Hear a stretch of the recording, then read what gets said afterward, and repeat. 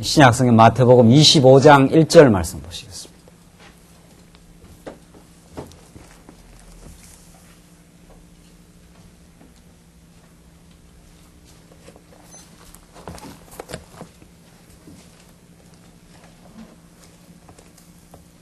네, 우리 하나님의 말씀 신약성경 마태복음 25장 1절 말씀입니다. 찾으신 줄 알고 봉독 드리겠습니다. 그때 천국은 마치 등을 들고 신랑을 맞으러 나간 10 처녀와 같다 하리니 그 중에 5은 미련하고 5은 슬기 있는 자라. 미련한 자들은 등을 가지되 기름을 가지지 아니하고 슬기 있는 자들은 그릇에 기름을 담아 등과 함께 가져갔더니 신랑이 드디어 오므로 다 졸며 잘세 밤중에 소리가 나되 보라 신랑 이로다 맞으러 나오라 하며 이에 그 처녀들이 다 일어나 등을 준비할세 미련한 자들이 슬기 있는 자들에게 이르되 우리 등불이 꺼져 가니 너희 기름을 좀 나눠달라 하거늘 슬기 있는 자들이 대답하여 가로되 우리와 너희의 쓰기에 다 부족할까 하노니 차라리 파는 자들에게 가서 너희 쓸 것을 사라 하니 저희가 사러 간 동안에 신랑이 오므로 예비하였던 자들은 함께 혼인잔치에 들어가고 문은 닫힌지라. 그 후에 남은 처녀들이 와서 가로되 주여 주여 우리에게 열어주소서 대답하여 가로되 진실로 너희에게 이르노니 내가 너희를 알지 못하노라 하였느니라. 그런즉 깨어있으라. 너희는 그날과 그 시를 알지 못하느니라. 13절까지 우선 봉독 드렸습니다. 우리는 지금 마태복음에 나타난 직임으로서 성취하시는 그리스도에 관한 진리를 우리가 지금 살피고 있습니다. 마태복음 사복음서 가운데서도 가장 구약과 직접적인 모든 복음서가 구약 말씀의 성취이지만 마태복음 더더욱이 구약 전체를 이제 감싸 안으면서 구약의 삼직임이 선지자요, 왕이요, 제사장으로 나타나는 구약의 그 직분들이 예수 그리스도 한 분에 와서 총체적으로 성취된다는 사실을 마태복음이 자세하게 우리에게 밝혀주므로 여러분과 저의 참된 선지자, 하늘로부터의 참 평강과 놀라운 하나님 살아계심을 증거해주는 유일하고 근본적인 선지자라는 사실을 우리에게 가르쳐주고 그 다음 구약 이스라엘 언약 백성들을 지배하고 통치했던 그 다윗 왕보다 더 우월하신 참 왕으로서 그리스도는 이 땅에 오셔서 오늘 우리 교회 백성들, 천국 백성들을 지금도 통치하신다는 사실을 우리에게 가르쳐줍니다. 그런 왕이 마침내 자기 백성들을 위해서 십자가에 못 박히시고 부활하실 그래서 그 생명을 지불함으로 우리에게 영생에 이르게 하시는 참 사랑의 하나님이심을 우리에게 확정시키는 사건이 그리스도가 제사장으로 오시는 사건입니다. 제사 직분을 가지고 오늘 우리 본문의 말씀은 이제 왕직을 가지신 그리스도 가운데 이제 마지막 부분입니다. 오늘 25장 내용까지가 이제 왕직을 가지신 그리스도에 관한 증거이고 그 다음 26장부터 마지막 장까지가 이제 그 왕이신 그리스도께서 이제 인간들의 고소를 받고 조롱을 받으면서 이제 고난받으시고 마침내 십자가에 영원한 제물로 죽으시는 그 제사 직분을 수행합니다. 이 논리도 얼마나 그 흐름이 있는지 모릅니다. 예수는 참 선지자요, 왕이시요, 그가 제사 직분을 수행한다. 오늘 이제 본문의 말씀은 이 왕직 가운데 마지막 부분입니다. 우리는 지난 시간 24장부터 25장까지 그 왕국의 내림과 그 백성을 통치하시는 그 왕의 모습을 우리가 확인 지금 하고 있습니다. 마침내 이 땅에 어둠이 득세하고 어둠이 승리한 것처럼 보여도 예수님이 다시 반드시 오실 것이다. 그가 오시면은 영원한 나라를 이 땅 위에 이루고야 말 것이다. 큰 능력과 영광스러운 모습으로 마침내 오실 것이니까 그를 소망하면서 살아갈 것을 24장까지 말씀하신 다음에 오늘 왕국에 어떤 백성들이 들어가게 되는가 하는 것이 그 25장 전체에 나타나는 왕국의 백성들의 모습을 보여줍니다. 25장 전체는 마태복음 가운데 아주 전형적으로 곡해된 말씀 가운데 하나입니다. 왜냐하면은 25장 첫 번째 나오는 이제 깨어 있어서 그 등불을 들고 있는 그 10처녀 가운데 5처녀와 5처녀, 설기 있는 처녀와 어지러운 처녀를 그 비유하면서 깨어 있으라 그런단 말이죠. 그러니까 하나님 말씀을 자꾸 우리 인간의 그 행동에다 초점을 맞추어서 행동을 촉구하고 행동을 어떤 그 가르치는 어떤 규범적이고 도덕적인 말씀으로 성경을 바라보게 되면은 이 슬기로운 5처녀처럼 기름을 등불을 준비하도록 우리 해야 합니다. 이렇게 나가는 거죠. 이 본문의 말씀이. 그러면 이 본문에서 복음은 사라져버리고 맙니다.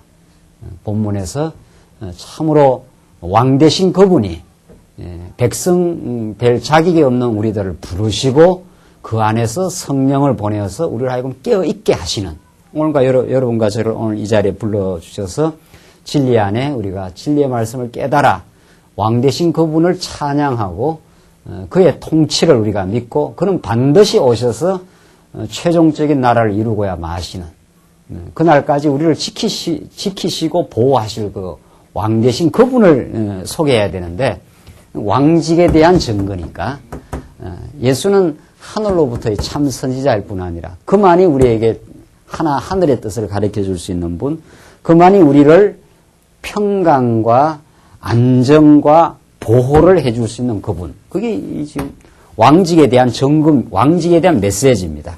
그러나 25장 내용을 슬기로운 5처녀가 되도록 노력하자라고 이 본문이 틀어져 버리면은 우리의 왕 대신 우리를 왕국의 백성으로 삼으시는 하나님의 주권과 은혜는 사라져 버리고 우리가 어떻게 해야 예수님 오실 때 우리가 5처녀처럼 되지 않고 들어갈 수 있다. 이렇게 된단 말이죠.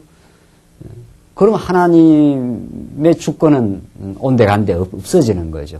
우리가 하기 나름으로 들어갈 수도 있고 안 들어갈 수도 있다는 이런 심각한 교리적인 성경 근본 사상과 배치되는 그런 논리가 형성이 되어버리고 맙니다. 그래서 성경은 어느 본문 어디를 보더라도 하나님 중심으로, 왕 되신 그리스도를 중심으로, 선지자 되신 그리스도, 왕이신 그리스도, 그가 우리를 위해서 죽으심으로 우리에게 영원한 생명을 주신 분. 그래서 예수는 그리스도이십니다. 이것 외에 진리가 없다는 거예요. 그것만이 우리의 모든 혼란과 때로는 불안과 때로는 어리석음을 극복하게 하는 참 복음의 메시지입니다. 다시 한번 보십시다. 이런 그 각도를 우리가 가지고 오늘 이 본문의 말씀이 예수가 메시아임을 증거하는 계시의 말씀으로 이 본문을 볼 때와 그렇지 않을 때 이 본문이 얼마나 우리에게 달라지는가 다시 보십시오. 자, 그때 천국은 마치 등을 들고 신랑을 맞으러 간 10처녀와 같다 하리니. 자, 천국을 지금 비유하는데 등을 들고 신랑을 맞으러 가는 그 10처녀입니다. 이거 얼마나 이제 그 소망스럽고 사모하는 모습입니다. 신랑이 돌아온다니까. 꿈에 그리는 신랑이 돌아온다니까 그것을 맞으러 가는 10처녀의 비유를 하는데 5은 미련하고 5은 설기 있다는 거예요. 그 중에 2절. 미련한 자들은 3절 등을 가지되 기름을 가지지 아니하고 설기 있는 자들은 그릇에 기름을 담아 등에 함께 가져갔더니 신랑이 드디어 오므로 다 졸며 잘세. 미련한 자들은 등은 가지고 갔지만 기름을 준비 안 했어요. 설기 있는 자들은 기름까지 준비했다는 거예요. 그런데 드디어 오므로 졸며 잠이 들었습니다. 6절. 밤중에 소리가 나서 보라 신랑이로다 맞으러 나오라 하며 이에 그 처녀들이 다 일어나 등을 준비할세. 미련한 자들이 설기 있는 자들에게 이르되 우리 등불이 꺼져 가거늘 너희 기름을 좀 나눠달라 하거늘. 뭐 기름을 준비 안 해갔으니까 다 이제 떨어져 간 거죠. 설기 있는 자들이 대답하여 가르되 우리와 너희의 쓰기에 다 부족할까 하노니 차라리 파는 자들에게 가서 너희 쓸 것을 사라 하니 저희가 사러 간 동안에 신랑이 오므로 예비하였던 자들은 함께 혼인잔치에 들어가고 문은 닫힌지라. 자, 이제 기름을 사러 간 사이에 신랑은 예고 없이 찾아왔고 기름을 준비한 5 처녀는 혼인잔치에 들어가고 문은 닫혀버리고 말았습니다. 이 계시록에 내가 열면 닫을 자가 없고 닫으면 열 자 없는 자가 너에게 말하노니. 그게 7 교회에 주신 그 말씀 가운데 그 메시아에 대한 천국의 열쇠를 쥐고 계시는 그 그리스도에 대한 묘사가 그렇게 되어 있습니다. 내가 열면 닫을 자 없고 내가 닫으면 열 자가 없다. 그 천국의 문을 누구만 여시느냐 하는 거죠. 그게 계시록에 나오는 그 유명한 구원의 주권을 가지고 계시는 그 그리스도에 대한 그 표상입니다. 그 비유입니다. 누가 천국 문을 여느냐 말이죠. 메시아만이 그 주인이 되시고 왕국을 다스리는 분이 당연히 그 왕이 아니겠느냐는 거예요. 왕직은 이 천국이 가까이 왔느니라 회개하라 천국이 가까이 왔느니라. 그 천국이라는 나라를 다스리는 메시아가 드디어 왔다. 그가 이 땅 위에 하나님 나라를 실현하고 말 것이고 하나님의 영원한 하나님 나라의 그 모형으로 이 땅 위에 지금 신령한 교회가 이루어집니다. 여러분과 제가 지금 천국 백성으로 지금 부름을 받았고 지금 통치되고 인도되고 지금 단련되고 지금 하나님을 배워가고 있습니다. 자, 그러니까 이 5 처녀가 지혜로운 5 처녀가 있고 어리석은 5 처녀가 있는데 이 5 처녀는 기름을 준비했고 기름을 준비 못했습니다. 그런 사이에 순식간에 찾아왔고 신랑이 이제 준비 못한 자들이 기름을 사러 간 사이에 문이 닫혔단 말이죠. 자, 그러니까 그 후에 남은 처녀들이 와서 가로되 주여 주여 우리에게 열어주소서. 대답하여 가로되 진실로 너에게 이르노니 내가 너희를 알지 못하노라 하였느니라. 열어달라고 해도 이미 안 된다는 거죠. 이 구원의 문이 그 열고 닫는 주권이 그 주인에게 있어요. 다시 말해서 왕에게 있는 거예요. 그런즉 깨어있으라 너희는 그날과 그 시를 알지 못하느니라. 이렇게 해서 오늘 이 본문의 포커스를 13절에다 딱 둬버립니다. 13절에다가.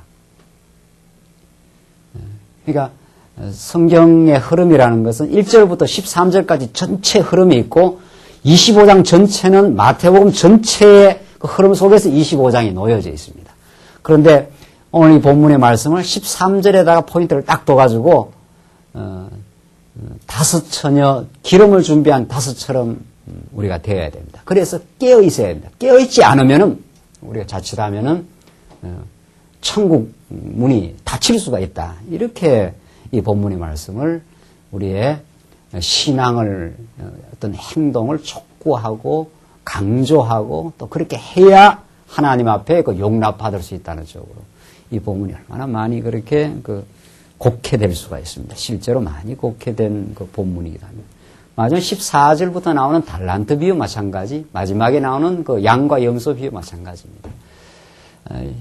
이 모든 것들은 하나님께서 왕 되신 그분이 우리로 하여금 여러분과 저 참으로 만약에 진리로 우리에게 임하지 않았으면 성령께서 우리와 함께 하지 않았으면 우리는 그야말로 미련한 기름을 준비 못한 그 5 처녀와 마찬가지인 존재들이었습니다.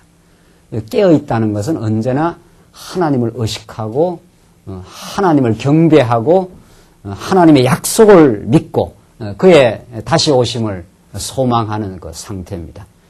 우리는 그렇지 않았어요. 여러분과 저는 전날에 다 그 미련한 5 처녀처럼 다 자기 욕망에 사로잡혔고 하나님이 누군지를 우리는 알지 못했고 또 하나님이 누군지 알지 못하니까 당연히 신랑을 사모하는 마음도 없는 그런 존재들이었습니다. 하나님께서 만약에 우리를 하나님의 은총의 손길로 우리를 붙들지 아니하였으면은 아무도 천국 문을 열고 들어갈 존재가 없다는 거죠. 하나님께서 여러분과 저에게 하늘의 지혜를 허락하셔서 그 지혜와 설기를 허락하심으로 오늘 여러분과 제가 이렇게 하나님의 말씀을 사모하며 지금 이 자리에 나온 게 된 겁니다. 이건 전적인 하나님의 은혜입니다. 그 왕이 우리를 부르시고 우리를 지금 통치하신다는 뚜렷한 증거입니다. 그러니까 왕국의 백성을 삼으시는 메시아의 능력과 그의 무한한 사랑이 오늘 이 본문에서 나타나고 우리는 그런 기름을 준비하는 다섯 처녀가 되어 그래도 또 졸았다는 거 아니에요? 드디어 오는 줄 알고. 그런데 우리를 깨어나게 하셔서 천국 문을 열어 우리를 하여금 들어가게 하시고 그리고 문을 닫아버리신 그 메시아입니다. 우리를 하여금 들어가게 하십니다. 아무도 여러분과 제가 천국 문을 스스로 우리의 행위로 열 자가 없습니다. 우리는 천국 문이 아니라 우리 행위대로 말한다면은 하나님을 반역한 인생들이요. 예수를 믿고도 우리는 옛사람의 소욕 따라서 욕심부리고 하나님을 때로는 잊어버리는 어리석은 존재들입니다.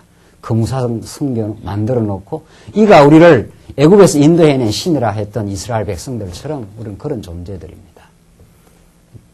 하나님께서 우리를 하여금 열 처녀 가운데 참으로 신랑을 맞으러 가는 열 처녀한테 기름을 잘 준비하게 해서 정말 등을 켜고 정말 신랑 오심을 소망하는 그런 복된 인생으로 만드시는 그런 왕국의 백성으로 만드신 그 왕의 능력과 그의 사랑이 오늘 이 본문 속에 있습니다. 그렇게 하시려고 성령을 보내주신 겁니다. 자, 오늘 우리 복음서 말씀은 복음서는 이 복음서 자체로 해명되지 않습니다. 복음서는 물론 구약의 언약대로 오신 그리스도. 그런 그리스도는 우리의 오늘 본문에 따르는 왕이십니다. 그 왕되심은 그가 통치하신다 그런 뜻 아닙니까? 그의 왕되심의 구체적 실현을 통해서 예수님이 약속하신 대로 오순절 가서 기다리라. 성령이 오셔서 우리를 복음의 정인으로 땅끝까지 이르러 복음의 정인으로 우리를 삼아 땅끝까지 이르게 하십니다. 그러니까 왕이 보낸 성령께서 진리의 영 되신 성령께서 우리로 하여금 전날에 우리는 다 복음의 정인들이 아닙니다. 자기 영광의 정인들, 자기 영광을 증명하고 싶어 안달리했던 우리 인생들을 사도 바울을 그렇게 사로잡습니다. 율법을 지켜 하나님 앞에서 자기 의를 드러내려고 했던 사도 바울을 성령께서 찾아오시고 예수님이 찾아오셔서 그를 거꾸로 틀리게 하시고 그를 사로잡아서 복음의 정인으로 삼으시는 역사가 성령 하나님의 역사입니다. 그렇게 해서 하나님의 왕국의 백성으로 삼으신 겁니다. 복음의 정인이라는 건 복음을 깨닫고 복음을 그대로 전파한 당신이 우리의 주인이십니다. 사도 바울이 그렇게 깨닫습니다. 그 천국 백성을 삼으시는 역사가 성령 하나님의 역사입니다. 그래서 우리를 하여금 사모하게 하시고 이제 하나님 백성 된 이후 우리는 하나님의 손아귀에서 벗어날 수가 없습니다. 올해 우리 교회 못 나왔던 우리 청년 하나가 인터넷에다 올렸어요. 이제야 조금 이제 현실에서 뭐 하나님을 깨닫는 것 같습니다 하고 이제 뭐 돌아올 이제 포즈를 취하는 거죠. 그래서 뭐 내가 답글을 쓰면서 하나님 백성 우리 경호 형제 보니까 하나님 백성은 아무리 멀리 떠나가도 하나님 손바닥 안에 있고 하나님이 돌아오게 하시면 돌아올 수밖에 없는 그 역사 속에 하나님 형제를 돌아오게 하고야 마십니다. 어디를 떠나겠느냐 말이죠. 그래서 시편 제가 그 인용을 했어요. 내가 음부의 자리를 펼치더라도 하나님 거기 계시고 어디 우리를 간들 하나님의 구원의 손길과 우리의 보호의 손길과 우리를 지금 통치하고 계심이 한 번도 우리를 떠나가 본 적이 없습니다. 우리가 착각하고 우리가 염려하고 우리가 하나님의 사랑을 곡해하고 왜 하나님 사랑하신다면서 나를 편안하게 안 해줍니까 하고 우리가 자꾸 하나님을 원망했을 뿐이지 하나님은 한 번도 그의 언약에 신실하신 사랑을 떠나간 적 없어요. 그렇게 해서 우리를 깨어있게 하십니다.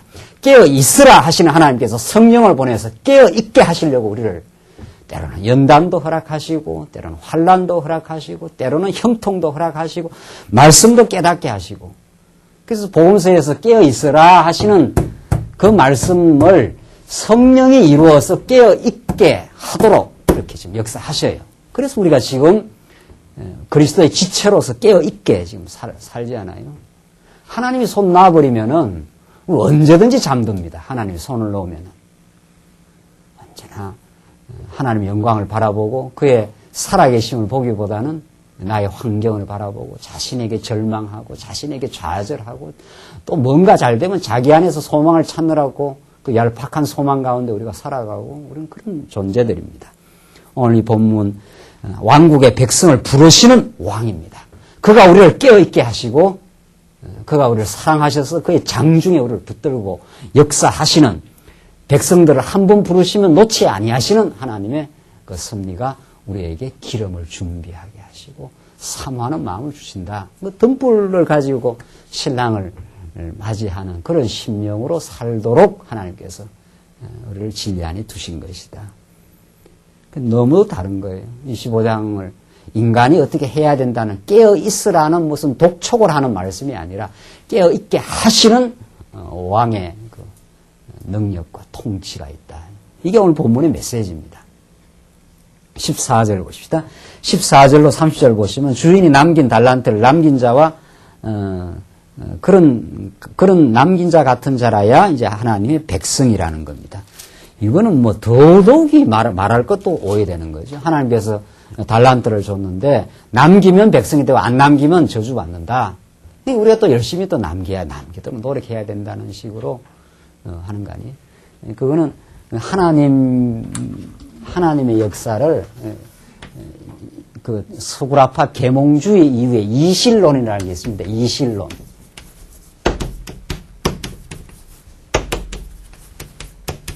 이게 이치로서의 신이다. 이 무슨 신인가 하면은 창조주가 있었는데 창조주가 세상을 만들었다는 거예요. 세상을 만드는데 세상을 만들고는 손을 뗐다 이런 뜻입니다. 이실론이라는 거. 세상을 만들고 이 시계 테이프가 뺑뺑뺑 돌아가듯이 그냥 세상을 만들고는 세상은 자연 법칙을 따라서 그냥 계속 돌아간다는 거예요. 세상은 하나님은 창조만 하시고 그 다음에 세상이 돌아가는 건 자연 법칙에 따라서 낮이 되고 밤이 되고 봄이 되고 여름 되고 가을 되고 이런 자연 법칙에 따라서 그냥 돌아간다는 거예요. 하나님이 이게 주관하지 않는다 이런 뜻입니다. 하나님이 주관하지 않는다. 이게 이제 무신론으로 가는 그 첫 입문입니다.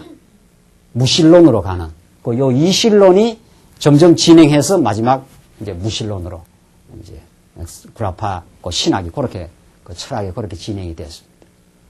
그러니까 하나님은 창조만 해놨지 여기서 이 주인은 인간이고 결국은 자연은 그 법칙 따라서 그냥 돌아간다는 거예요. 그래서 다시 말해서 창조한 하나님은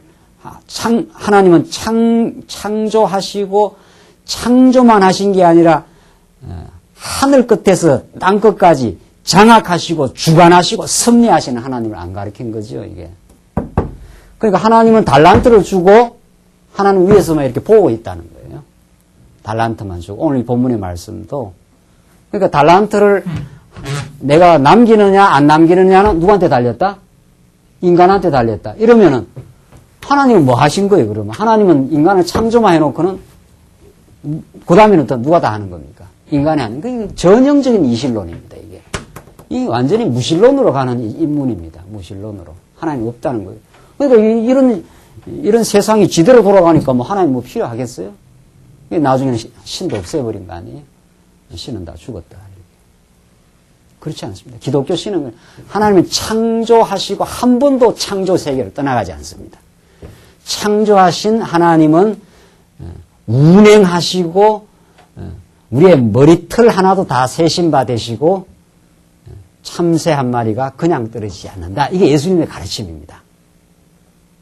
참새 한 마리가 두 아사렌에 팔리는 것이 아니냐. 참새 한 마리도 그냥 떨어지는 법이 없습니다. 우연이 없습니다. 이 땅에. 어떤 것도 우연이 없습니다. 하나님이 섭리하시되 우리 머리카락 하나까지도 다 세시는 하나님입니다. 머리카락 이렇게 씹다가 보면 몇 개 떨어지잖아요. 그거 하나님 다 세고 있어요. 하나님 머리가 얼마나 좋았어. 어떻게 그런 걸 다 세고 있겠는가. 인간도 머리가 좋아서 이제 컴퓨터에다가 수백만의 그 정보를 넣고 다 기억하고 다 하잖아요. 그 인간이 그 하나님 닮아서 그렇게 그 흉내를 내는 건데 하나님 머리가 너무 좋아서 여러분과 저의 마음 씀씀이까지 다 장악하고 움직여가고 계십니다. 그래야 역사를 하나님이 직선적으로 인도하시죠. 이게 이렇게 될지 저렇게 될지 하나님 모르고 있으면 하나님이 어떻게 당신의 그 목표를 향해서 지금 역사를 진행시키겠느냐 말이죠. 제국의 흥망성쇠를 로마가 그 당대에 강성해야 될 이유가 있기 때문에 강성하게 했다가 하나님께서 로마를 다 없애버리시는 하나님. 하나님께서 미국을 강성하게 할 이유가 있으니까 19세기, 20세기 강성하겠다 서서히 이제 저물게 하시는 하나님. 중국을 약하게 했다가 서서히 지금 21세기에 강하게 만들어 가신 하나님. 이게 다 때를 따라서 하나님께서 주장하십니다. 우리는 그런 하나님을 믿기 때문에 때로는 불안하고 염려하다가도 인간적으로 하나님 하십니다. 하나님 보호하시고 하나님이 우리 되게 하시려고 역사를 지금 섭리해 가십니다. 이렇게 우리는 하나님을 믿습니다. 오늘 이 달란트 비유를 하나님이 달란트 주었다. 너가 하기 나름이다.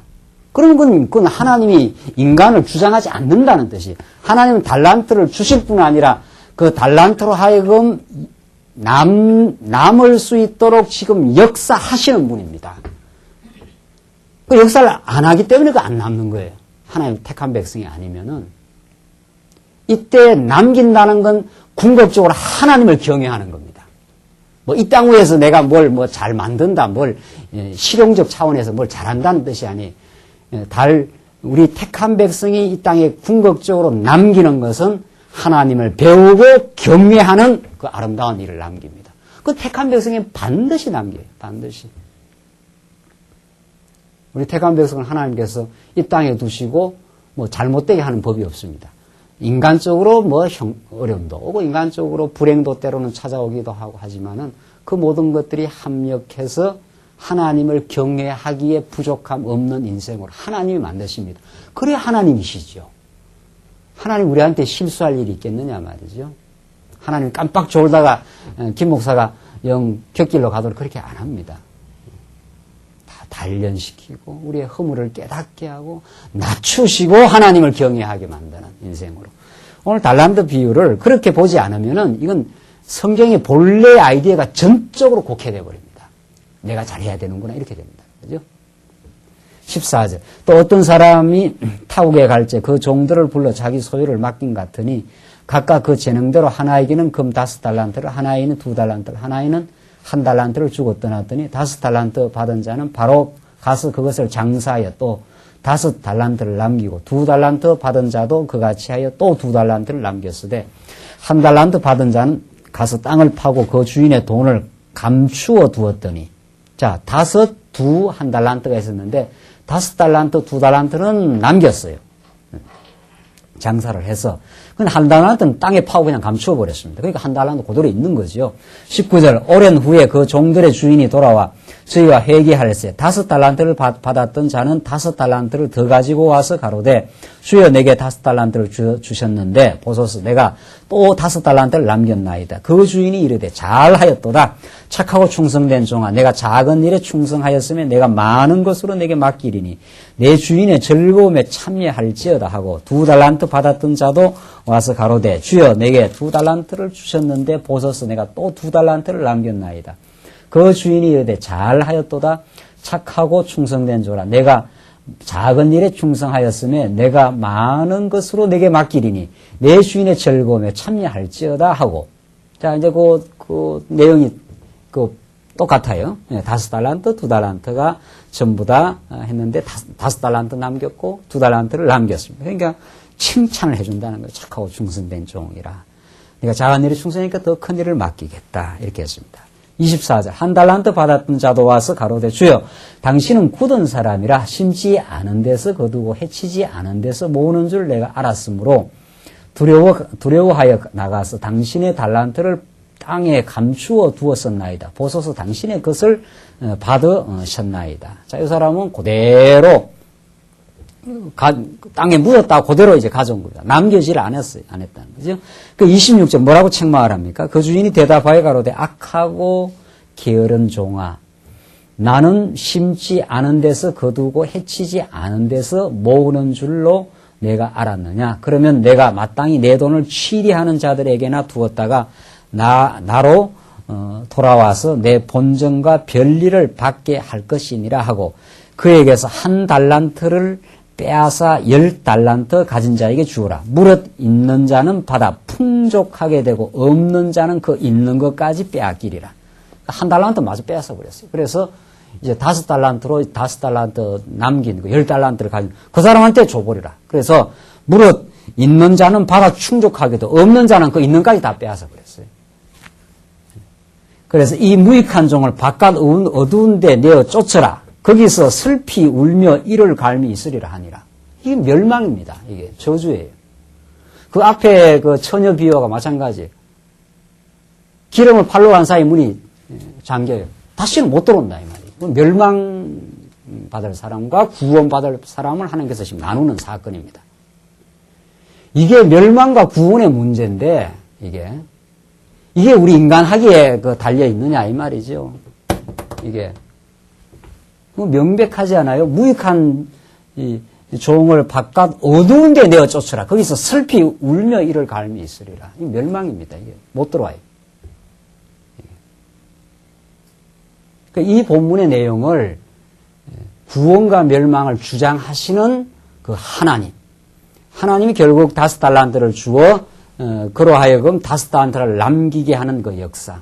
하나님 택한 백성에는 그 달란트를 주시고 하나님을 경외하는 그 아름다운 열매를 마침내 그 만들어내시는 하나님의 그 사역입니다. 5달란트 준 사람은 5달란트, 2달란트 준 사람은 2달란트로 하나님을 경외하는 그 믿음의 분량을 구원받은 백성들의 그 믿음의 분량을 하나님께서 정해 놓으시고 믿음을 내가 열심으로 믿음을 성취하고 내가 만들어가는 존재가 하나님이 믿음을 주신다는 거 아닙니까? 믿음의 선물이기 때문에. 그리고 우리는 참 믿음 주시는 만큼 우리는 그렇게 그 믿음의 삶을 살아가는 그 인생이 된 거지요. 하나님의 그 신실하심을 우리에게 가르쳐 주니까 참 당신 믿을 만한 분이십니다. 라고 우리가 말씀을 깨닫는 만큼 우리의 연약함과 우리의 병듦과 어리석음에도 불구하고 하나님 내 아버지가 됐다는 걸 우리가 믿지 않아요? 얼마나 우리 완악한 우리 인생임에도 불구하고 하나님 긍휼의 손길을 내게서 철회하지 않는다. 그 하나님을 우리가 믿지 않아요. 그게 우리의 성경을 통해서 이 언약의 말씀을 통해서 얻어지는 확고 부동한 믿음입니다. 오늘 그 믿음이 있어요. 그뿐이 아니라 이 땅에 사는 동안 우리를 지금 더 하나님의 백성답게 살게 하시려고 말씀도 공급해 주시고 이런 환경 저런 환경을 통해서 자꾸 우리를 더 어리석음도 깨닫게 하시고 또 주를 의지하지 않으면 안 되도록 또 그런 갈급한 상황으로 인도해 가십니다. 오늘 우리 어느 성도님과 이 대화를 나누는데 참 어떤 자기는 마음이 더 자꾸 이렇게 갈급하다는 거예요. 그 마음을 누가 주신 거예요? 그 마음 자기가 마음 자기가 마음 먹는 대로 먹을 것 같으면 왜 이 땅에 이렇게 갈등이 많고 미움이 있고 그래요? 미움 생기면 미움 없어져라 하면 될 거 아니에요. 그렇게 되느냐 말이에요. 긴긴 밤을 뒤척이면서 괴로워할 때가 있어요. 그 자기 마음대로 못합니다. 시편 177편 한번 보실까요? 시편 77편 한번 보고 지나가시죠. 그래야 우리 확신해. 시편 77편 어떻게 그 시편 기자가 뒤척이는가 한번 보십시오. 그걸 누가 그렇게 했는가 한번. 시편 77편입니다. 77편은 참 이스라엘 백성들이 너무도 하나님 앞에서 괴로움의 긴 밤을 지냈을 때 노래요 최종적으로 소망의 메시지가 나와요. 77편 1절을 보시죠. 내가 내 음성으로 하나님께 부르짖으리니 하나님께 내 음성으로 부르짖으면 내게 귀를 기울이시리로다. 나의 환난 날에 내가 주를 찾았으며 밤에는 내 손을 들고 거두지 아니하였으며 내 영혼이 위로받기를 거절하였도다. 이 얼마나 환난이 극심한지 위로가 안 된다 이 말입니다. 이 어두운 밤이 찾아왔습니다. 환난 날이. 내가 하나님을 생각하고 불안하여 근심하니 내 심령이 상하도다. 하나님을 생각해도 불안하고 근심하니 내 심령이 어때요? 상하도다. 이럴 때가 있어요. 주께서 나로 눈을 붙이지 못하게 하시니 이렇게 돼 있어요. 내가 괴로워 말할 수 없나이다. 불면의 밤이 누가 주신 거라고요? 하나님께서 눈을 붙이지 못하게 하면은 하나님께서 우리가 어려운 가운데 두시면 눈이 안 붙어요. 눈이 아무리 잘라 해도 눈이 안 붙는다. 내가 괴로워 말할 수 없나이다. 내가 옛적 곧 이전 해를 생각하여서 하며 밤에 나의 노래를 기억하여 마음에 묵상하며 심령이 궁구하기를 주께서 영원히 버리실까? 다시는 은혜를 베풀지 아니하실까? 그 인자하심이 길이 다하였는가? 그 허락을 영구히 피하였는가? 하나님의 은혜 베푸심을 잊으셨는가? 노하심으로 그 긍휼을 막으셨는가 하였나이다. 다 끝났구나. 하나님의 긍휼이 이제 끝났구나. 모든 게 절망입니다. 이런 이 절망의 시간이 있다는 거 아니에요? 이런 내용. 이렇게 괴로운 시간이 있습니다. 하나님께서 역사하신. 또 내가 말하기를 이는 나의 연약함이라. 지존자의 오른손에 해 곧 여호와의 옛적 기사를 기억하여 그 행하신 일을 진술하리다. 이게 내가 알고 보니까 내 믿음이 참 연약해서 내가 하나님 나를 버렸다고 생각을 했다 하면서 이제 반전되는 역사입니다. 여호와의 오랜 옛적 기사를 내가 기억합니다. 지나간. 하나님이 광야 그때에 언제나 함께했고 하나님 약속을 지켜주셨고 약속의 땅으로 우리를 인도했는데 지금 고난이 왔다고 내가 이렇게 밤잠을 못 이루고 하나님 나를 떠나가지 않았는가, 영원히 버리시지 않았는가, 이렇게 내가 괴로워할 때가 있었다. 그게 내 연약함이다, 이런 뜻입니다. 그러나 이제 이 시편 기자가 다시 이제 하나님의 옛적 기사, 언약에 신실하신 하나님을 내가 기억하니까 아하, 이 하나님의 뜻이 있구나 하면서 이 반전됩니다, 이 역사가. 이 지금 우리가 우리 마음을 우리 마음대로 할 수 있다고 생각하는 것처럼 참 그 오만과 자만이 없습니다. 하나님 우리를 어두움 긴긴 밤 가운데 두시면은 뒤척이 묘히 나오잖아요. 주께서 나로 눈을 붙이지 못하게 하시니 내가 괴로워서 말할 수 없나이다. 그 절망의 시간, 어려운 시간이 당연히 있지요. 어두움, 낮이 있고 밤이 있는 것처럼 공고와 형통이 우리 삶 속에 번갈아 주시면서 하나님이 하나님 되심을 우리에게 깨닫게 해나가시는 역사입니다. 그래서 서울대학의 그 심리학 교수가 한 학기 내내 가르치고 나서 그 마지막에 강의 끝날 때 내 마음 나도 모르겠다고 한다는 거 아니에요? 심리학 교수 같으면 그 마음의 이치를 잘 깨달았어야 되지 않아요? 자기 마음도 자기가 컨트롤 했어야 되지 않아요?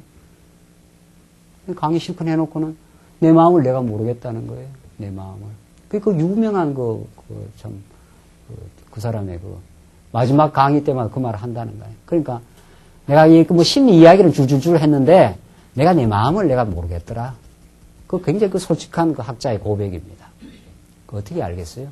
내가 미운 마음이 왜 생기는지, 이게 어떻게 잠재워지는지, 그 마음을 내가 마음대로 할 수 있으면 왜 예수를 믿겠느냐 말이죠. 우리는 그게 내 마음대로 안 되어서 주께서 내 마음을 붙들어 주시고 당신이 나를 인도하시옵소서라고 이렇게 간절히 하나님께 기도하고 그 응답을 받습니다. 우리가. 그 언약의 하나님이 우리를 지켜주시고 우리를 평온케 하시고 우리를 그렇게 하시려고 성령이 이 땅에 오셔서 우리 안에 역사하셔서 죄와 허물로 죽었던 우리를 살리시고 우리 마음 안에 평강을 주십니다. 사랑하고 희락하고 화평한 마음을 성령이 주셔요. 오늘 달란트 비유 다시 돌아가십시다. 달란트는 하나님께서 달란트를 주시고 그 달란트를 남도록 하나님께서 역사하셔서 그 남겼다 하는 말이 무슨 뜻이냐 말이죠. 남겼다는 말이 택한 백성들에게 궁극적으로 남겨진 달란트 그 유익이 뭐냐 말이죠. 사업 잘해서 돈 잘 벌였다 그 뜻이 아니에요. 사업 잘해가지고 택한 백성이 사업 잘해가 돈 잘 벌일 수도 있고 사업에서 망한 사람도 있고 그런 거지요. 어디 하나님의 성경에 나타난 백성들이 다 인간적으로 형통한 자가 있냐 말이죠. 욥도 때로는 망했고 말이죠. 다윗이 얼마나 만신창이 되었고 그래서 다시 회복이 되었고 그런 건데 남겼다는 걸 그 머리는 뭐밖에 안 보인다고 말이죠. 달란트에서 남겼다니까 그럼 돈이 많이 남고 무슨 내한테 인간적 유익이 많이 남겠구나 말이죠. 성경은 그런 그 세속적인 시각으로 성경이 안 보인다는 거 아니에요. 성경은 우리 죄악의 눈으로 이 성경을 봐야 되고 죄인을 구원하시는 우리 하나님의 살아계심이 우리를 하나님의 천국 백성으로 부르시고 하나님을 경외하는 그 남는 인생으로 흑자 인생으로 우리를 만드셨다 이런 뜻입니다. 여러분과 저는 절대로 적자 인생이 안 되는 거죠. 하나님이 손해보시지 않는단 말이죠. 하나님 자기 백성에게 그 손해를 끼칠 리가 있나요? 그러니까 합력해서 선을 이룬다는 말이 그래서 진리예요. 우리는 마침내 무엇을 겪고 나서도 하나님 앞으로 우리는 나오게 되는 인생이요. 마침내 하나님 경외하며 찬양하며 감사하는 인생이 되게 하나님께서 만들어 가시고만 그 달란트를 남겨요, 하나님께서. 그게 우리의 인생의 성공이요. 우리 인생의 승리요. 예수 안에 있는 우리의 소망입니다. 뭔가 내 유익대로 자꾸 남긴다 생각하니까 실패했다, 됐다, 이렇게 생각하는 거지. 그렇지 않단 말이죠. 하나님은 우리에게 5달란트 주시고, 정말 하나님의 사람으로 살아가도록 성령을 보내셔서 참 우매하고 어리석었던 우리 인생을 착하고 충성된 종으로 삼으셔서 진리를 위해서 살아가도록, 하나님을 배우며 살아가도록 마침내 5달란트를, 마침내 2달란트를 남겨 하나님이 착하고 충성된 종이라고 칭찬하시고 면류관을 씌워주신다는 거 아니에요. 그러면 천국 가서 그 면류관 쓰고 내가 잘나서 내가 이 면류관 받았습니다, 이렇게 안 한다는 거 아니에요. 천국 가면은. 그래서 여러분과 저한테 그 면류관을 씌워주면은 면류관을 벗어 어떻게 해요? 주께 돌려드리며 당신이 내게 주신 은혜의 선물이었습니다. 당신이 내게 구원을 베풀어 주셨고 5달란트를 남길 수 있도록, 하나님을 섬기며 살 수 있도록, 우리 지체를 사랑하며 살 수 있도록 하신 건 당신의 은혜의 선물이었습니다. 이게 우리 신앙생활이에요. 하나님을 찬양하는 인생에게 얼마나 넘치는 그 행복이 있겠느냐 말이죠. 인간의 현대인들의 불행과 자기 도취는 전부 자기 중심 아니에요. 자기를 지금 높이려고 하니까 그 행복해질 리가 있나 말이죠. 너나 할 거 없이 말이죠. 하나님의 구원의 능력과 하나님의 역사 지배의 능력과 나를 오늘 살게 하시는 하나님의 사랑과 5달란트를 남겨주시려고 성령을 보내서 진리를 깨닫게 하시는 하나님의 역사가 있기에 그 하나님을 찬양하고 그 하나님을 노래 부르는 인생에게 참 행복과 평강이 있는 거란 말이죠. 내가 어떻게 해야 잘하나, 내가 어떻게 해야 편리하나, 내가 어떻게 해야 이 땅에서 잘 먹고 잘 사나, 내 명예를 지키냐, 이런 건 다 전전긍긍한다는 거 아니에요. 우리가 하나님 내게 명예를 줄 수도 있고, 때로는 좀 비천하게 할 수도 있고, 건강을 주시기도 하고, 병을 주시기도 하고, 또 낫게 하신 분도 하나님이에요. 그게 욥이 깨달았던, 내가 주신 분도 여호와시니 내게 치유해 가시는 분도 여호와시라, 내가 그 하나님을 찬양하리로다. 그렇게 욥을 믿음으로 붙들어 주셨습니다. 그 달란트를 주신 거예요. 이 믿음의 달란트, 하나님을 경외하는 참 신앙의 달란트입니다. 이걸 하나님께서 우리 택한 백성에게 믿음의 분량만큼 우리에게 주셨기 때문에 오늘 이 은혜의 자리에서 우리가 하나님의 말씀 배우고 우리 지체를 사랑하고 뭐 교회를 섬긴다고 우리가 애쓰고 그 기쁨의 삶을 삽니다. 우리가. 하나님 안 붙었으면 저는 지금 뭐 하겠냐 말이죠. 저는 원래 예수 믿은 사람도 아니에요. 뭐 예수 믿고 복음을 전해야 되겠다고 작정하고 계획한 사람이 아니에요. 예수 믿는 사람들 굉장히 조롱하고 말이죠. 좀 못난 인간들 말이죠. 라면 하나 끓여놓고 기도하고 한다고 하는, 그 제가 이렇게 조수를 하고 그랬습니다. 여러분 어떻습니까? 여러분 어떻게 해서 지금 예수를 믿고 지금 교회를 나왔고 이 영광스러운 하나님의 백성이 되었고 지금 하나님을 경외하느냐 말이죠. 여러분과 제가 믿음이 좋아서 그런 게 아닙니다.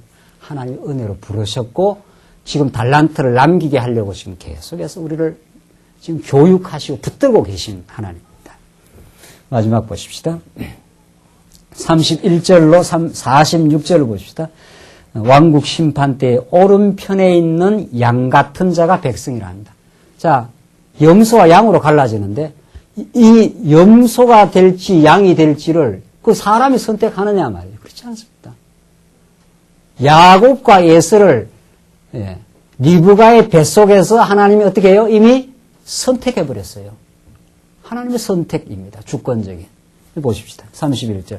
인자가 자기 영광으로 모든 천사와 함께 올 때에 자기 영광의 보좌에 앉으리니 모든 민족을 그 앞에 모으고 각각 분별하기를 목자가 양과 염소를 분별하는 것 같이 하여, 양과 염소를 이제 분별한다는 게 모든 민족을 이제 심판하실 때 양과 염소가 이제 분리되는데 그때 임금이 그 오른편에 있는 자들에게 이르시되 내 아버지께 복받을 자들이여 나와 창세로부터 너희를 위하여 예비된 나라를 상속하라. 자, 오른편에 있는 자들에게 창세로부터 너희를 위하여 예비된 나라. 이거 우리 하나님 택한 백성들이 우리가 21세기에 살면서 하나님 우리가 예수를 믿어 우리 하나님 백성 된 거죠. 자, 예수를 우리가 믿었어요. 믿어 우리가 구원에 이른다. 이 얼마나 이 지역적인 이야기입니까? 이 믿음이 내가 믿은 게 아니라 하나님께서 주신 선물 아니에요? 이 믿음을 가지기로 하나님이 창세 전에 세상을 창조하기 전에 예수 그리스도 안에서 우리를 예정하사 이게 에베소서에 가르치는 그 예정에 대한 하나님의 놀라운 선택 사상이란 말이죠. 그러니까 여러분과 제가 21세기에 이렇게 언제 태어나고 언제 예수를 믿어 구원받은 백성으로 우리가 그때 이제 확신하잖아요. 그러니까 내가 믿어서 구원을 받았다. 이게 아니에요. 이미 구원받은 백성으로 이미 정해져 있습니다. 정해져 있는데 아담 타락 이후는 다 범죄했었는데 예수를 보내서 이미 구원을 이루어 주셨고 그 이루어 주신 구원을 성령을 통해서 지금 깨달은 거죠. 지금 내가 이 하나님 백성이었구나. 만세 전에 그렇게 되도록 이 역사를 하나님께서 착착 지금 교회 가운데 진행시킵니다. 그래서 100여 년 전에 미국에 있는 선교사들의 마음을 하나님께서 감동시켜가지고 한국 땅으로 가도록 하나님께서 역사해서 이 땅에 복음을 전하도록 하나님 그 역사하신 거예요. 그러니까 복음을 듣고 우리가 예수를 믿은 거 아니에요? 하나님께서 100년 전에 선교사들을 이 땅에 보내지 않았으면 지금도 여러분과 저는 그냥 유교, 불교 속에 살 거 아니냐 말이죠. 지금 복음이 안 왔으면 우리가 어떻게 예수를 믿어요?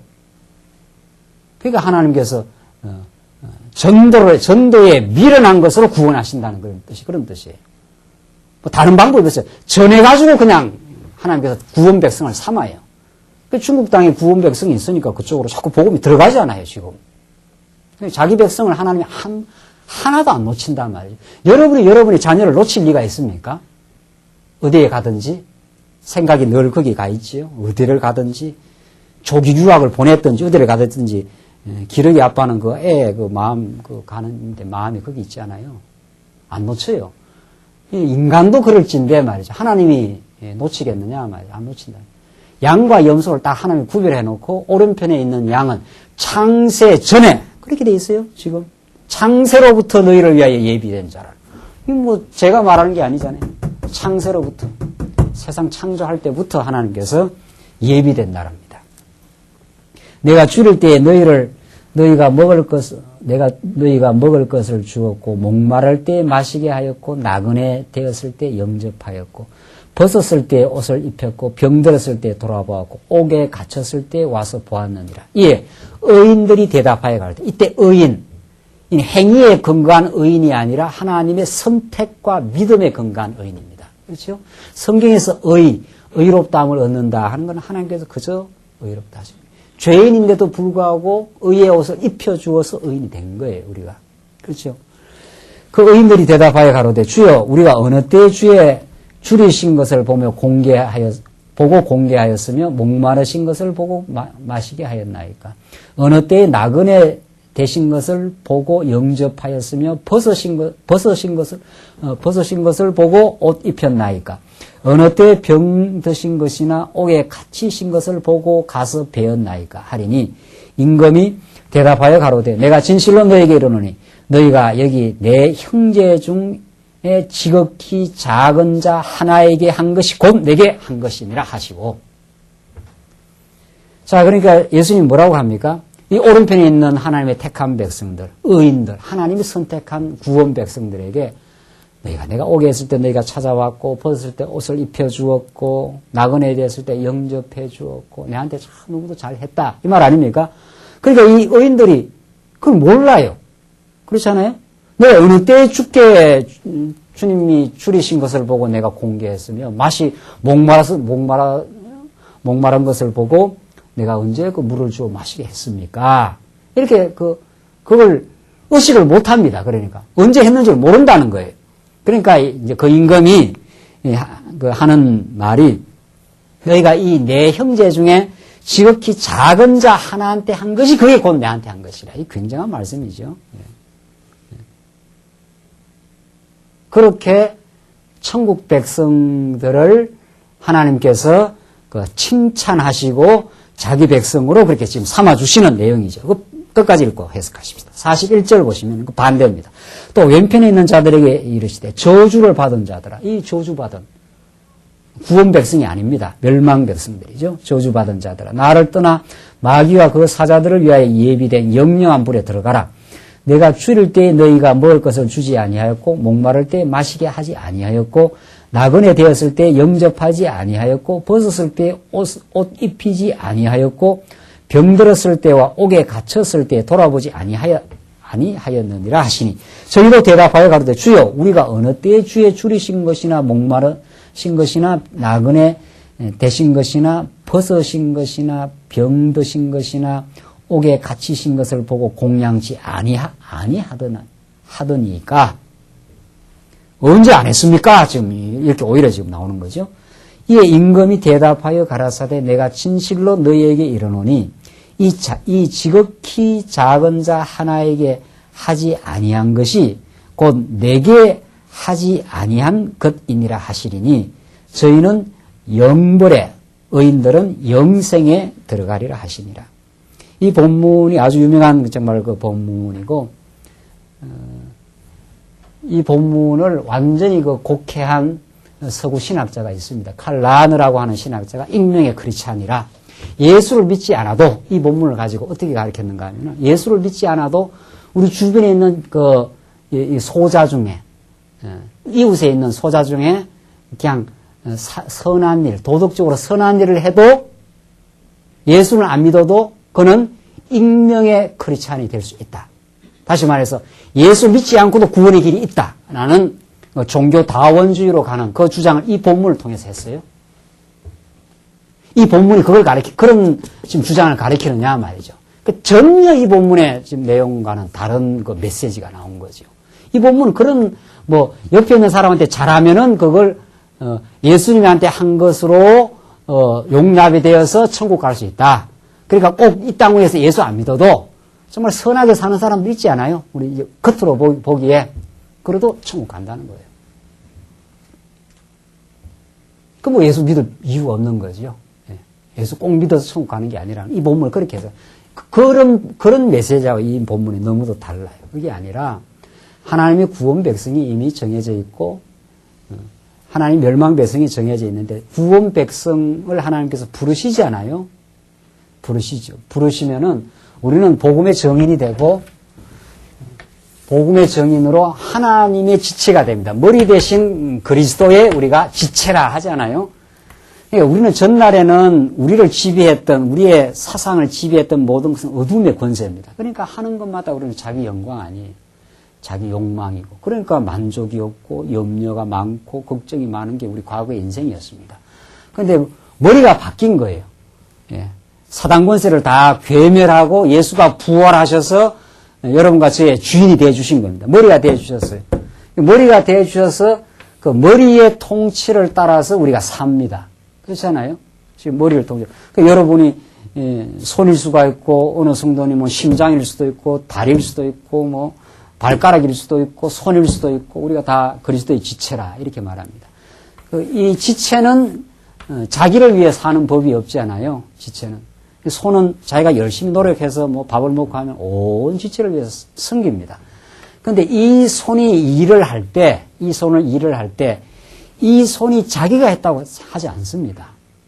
이 손이 움직이는 건 이 수뇌부 두뇌에서 이 왼손이 다치면은 오른손에게 그 머리에서 그 지령을 내립니다. 여기가 아프면은 그 아픔이 머리로 전달이 되면은 왼손에 지금 상처가 났다. 그러니까 오른손아 가서 왼손을 쓰다듬어 주고 빨리 약을 발라 주어라라고 머리에서 지령이 떨어지고 그 정보가 신경 조직을 통해서 손에 이렇게 전달이 됩니다. 그러면 손이 이렇게 움직입니다. 손이. 그 인체 구조를 우리는 잘 모르지만 대략 그렇게 보면은 이 머리가 모든 걸 움직여요. 그래서 손이 이렇게 움직여서 여기 가서 이렇게 쓰다듬어 줘요.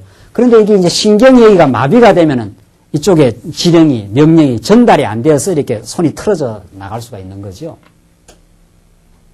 그러면 그 일을 이 손이 하고 나서 이 일을 내가 했다 그러지 않아요. 절대로. 손이 일을 한 거는 이렇게 일을 한 것처럼 보이죠. 그런데 머리가 그 명령과 그걸 할 수 있는 마음과 그 내용을 공급하지 않았으면 이게 할 수 없는 겁니다. 이게 그 머리가 딱 이 손을 안 쓰겠다 하면 이 손을 못 쓰는 거예요. 그렇죠? 머리가 이 모든 걸 지금 움직여 나가는 거란 말이에요. 그래서 우리가 하게 하십니다 하는 말이 맞아요. 섬기게 하시고 사랑하게 하시고 우리로 하여금 사랑할 수 없었던 우리 인생으로 하여금 사랑할 마음을 주시고 용서 못하는 우리 인생이 용서하도록 우리의 마음을 감동시키시는 하나님이에요. 그래서 진짜 우리가 주를 섬기는 그 기쁘고 즐거운 일은 정말 그 자기가 좋아서 해요. 복음이 좋으면은 그렇게 하나님 영광을 위해서 살고 싶어서 합니다.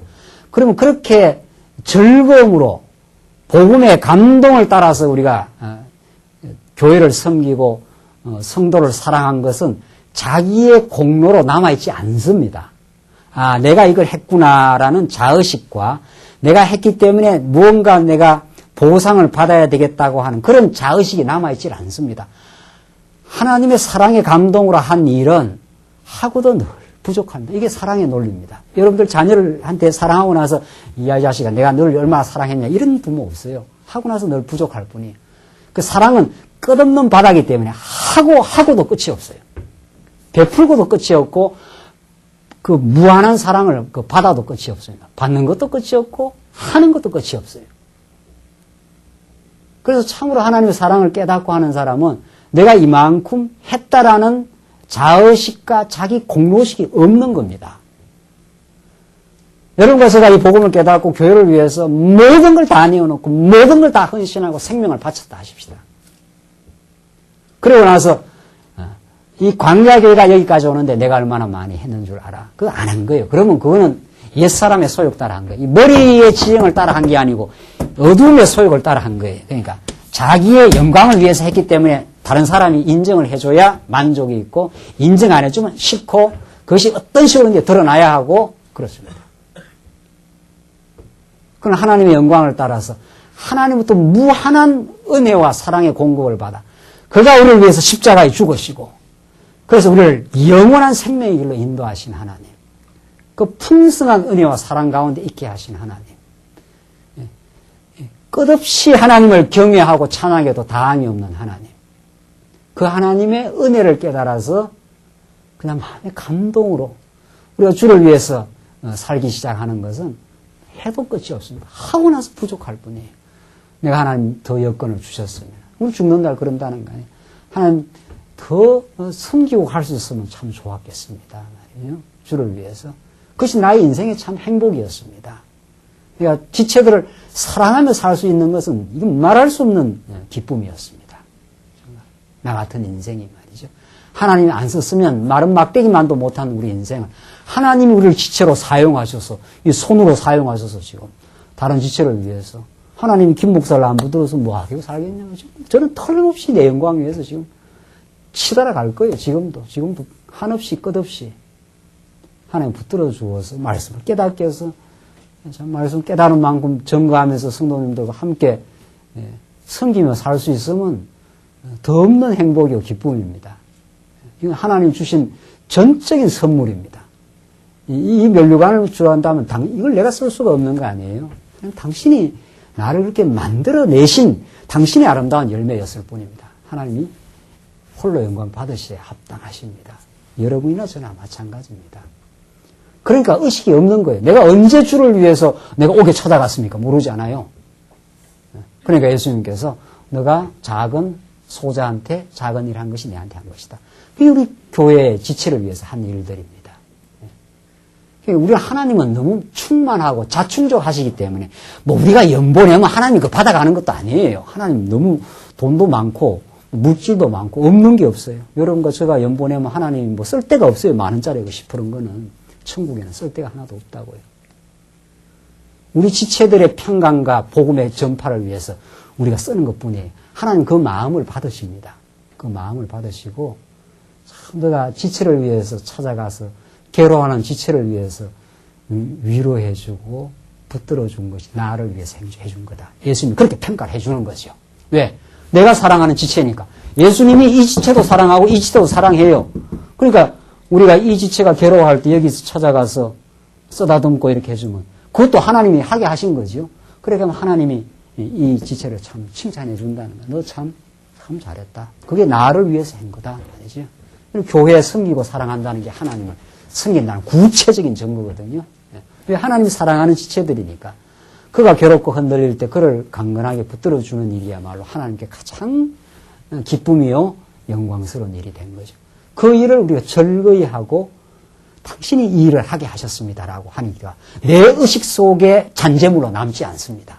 그저 기쁘고 즐겁고 다함이 없고 하나님께 영광이 돌아가고 그래서 우리가 하나님 부르시는 그날 이 즐거운 봉사의 삶을 하나님 경외하는 삶을 살 수 있게 하신 하나님께 감사합니다라고 우리 편안히 하나님께 한다는 거 아니에요? 내가 이렇게 했는데 왜 안 알아주느냐 하고 이를 바득바득 갈고 그렇게 안 죽어요. 우리 이 복음 깨닫고 죽는 사람은 아무도 몰라줘도 하나님이 아시고 나를 선택해 주셨고 이 기쁜 일 가운데 인도하신 하나님 그 하나님 한 분으로 충만하고 기쁘다고 우리는 이 오늘 본문의 말씀이 그렇게 증거합니다. 하나님 우리를 오른편에 있는 양으로 선택하시고 그 아름다운 순수한 봉사를 하도록 만들어 가시는 왕 대신 하나님의 통치가 여러분 것이 안에 있습니다. 그의 통치를 받으시고 그분 한 분으로 만족하시고 우리 하나님께 영광 돌리며 사는 참 복된 인생 되시기 바랍니다. 기도하십시다. 우리 자비하신 하나님 아버지 은혜와 사랑을 감사합니다. 하나님 저희들 자격 없고 하나님의 백성될 조건 없었던 미련하고 우매했던 우리 인생들을 하나님이 은혜로 부르시고 우리에게 지혜의 말씀을 담겨주시고 마음의 행복을 주셔서 하나님 섬기는 교회 섬기는 이 복된 일에 저희들을 불러주심을 참으로 감사합니다. 한없이 하나님 은혜를 받았사오니 주의 은혜에 감격하여 우리 지체를 사랑하며 살게 하시고 그 영광을 자신이 가로채는 허탄하고 어리석은 인생에서 벗어나게 하셔서 주 앞에 영광이 되는 거룩한 찬송이 우리 생의 전부가 되게 주께서 우리를 사로잡으시옵소서. 예수님 이름으로 기도합니다. 아멘.